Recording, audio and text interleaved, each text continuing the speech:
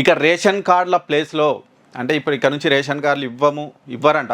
ఆ రేషన్ కార్డుల ప్లేస్లో ఫ్యామిలీ డిజిటల్ కార్డులు అనేవి ఒకటి తీసుకురాబోతుంది ప్రభుత్వం. ఆల్రెడీ సర్వే కూడా స్టార్ట్ అయింది. ప్రతి నియోజకవర్గంలో ఒక 2 ఊర్లను పైలట్ ప్రాజెక్టుగా తీసుకొని అక్కడ సర్వే చేస్తున్నారు. ఆ సర్వేను చేసి అక్కడ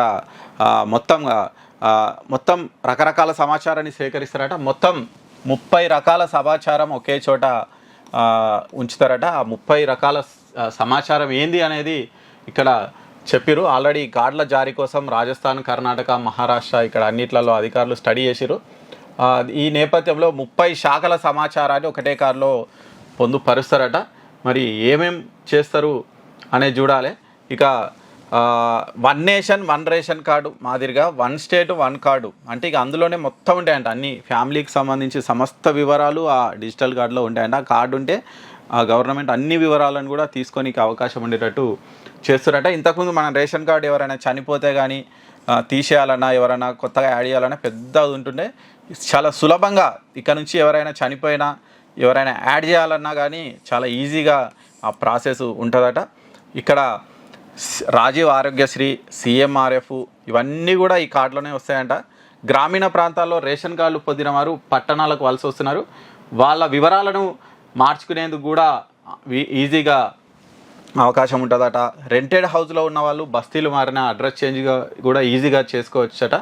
మాన్యువల్ విధానాన్ని మార్చి AI ఉపయోగించి అర్హత ఉన్న పేదలకు పథకాలను వర్తింపజేస్తారట. ఇప్పుడు చూసాం మనం వైట్ రేషన్ కార్డులు చాలా ఉన్నాయి, లక్షలు కోట్లు ఉన్నాయి. కానీ అక్కడ దాంట్లో అనర్హులు చాలామంది ఉంటారు.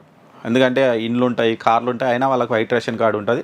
మరి వాటన్నింటిని తొలగిస్తారు. అప్పట్లో కేసీఆర్ గవర్నమెంట్ కూడా తీసేద్దామని చూసింది, కానీ వ్యతిరేకత వస్తుందని ఆగిపోయింది. మరి రేవంత్ రెడ్డి ఆ పని కూడా చేస్తారు. ఎందుకంటే ఈ హైడ్రా ఇవన్నీ కూడా చాలా దూకుడు నిర్ణయాలు. మరి ఇది కూడా దూకుడు నిర్ణయం తీసుకుంటే మరి ఇంకా ఆయనకు మైనసే అవుతుందో మరి ఏమవుతుందో. సరే, అది పక్కకెడితే మొత్తంగా ఒక 30 రకాల సమాచారం ఈ కార్డులో ఉంటుందంట. అంటే ఇప్పటి నుంచి రాజీవ్ ఆరోగ్యశ్రీకి ఒక కార్డు, మళ్ళీ రేషన్ కార్డుకు సపరేట్ కార్డు, ఆ కార్డు ఈ కార్డు ఏ కార్డులు ఉండవు.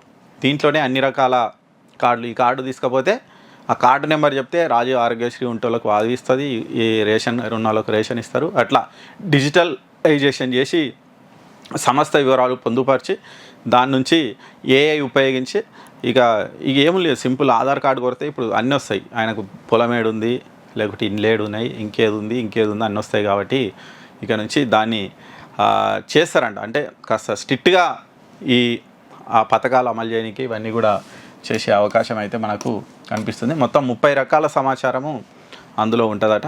చూడాలి ఎట్లుంటుంది ఏందనేది. మనకు పైలట్ ప్రాజెక్ట్ అయిపోయాక త్వరలోనే రాష్ట్ర వ్యాప్తంగా కొత్త కార్లు అయితే తీసుకురాబోతున్నారు. మరి చూడాలి, అవి ఈ లొల్లి కాకుండా మంచిగా తీసుకొస్తే మంచిది. దాంట్లో కూడా మళ్ళీ ఏమన్నా లొల్లి పెడితే ఇక ఏం చేస్తాం, మళ్ళీ గవర్నమెంట్కే ఇబ్బంది అవుతుంది లాస్ట్కి.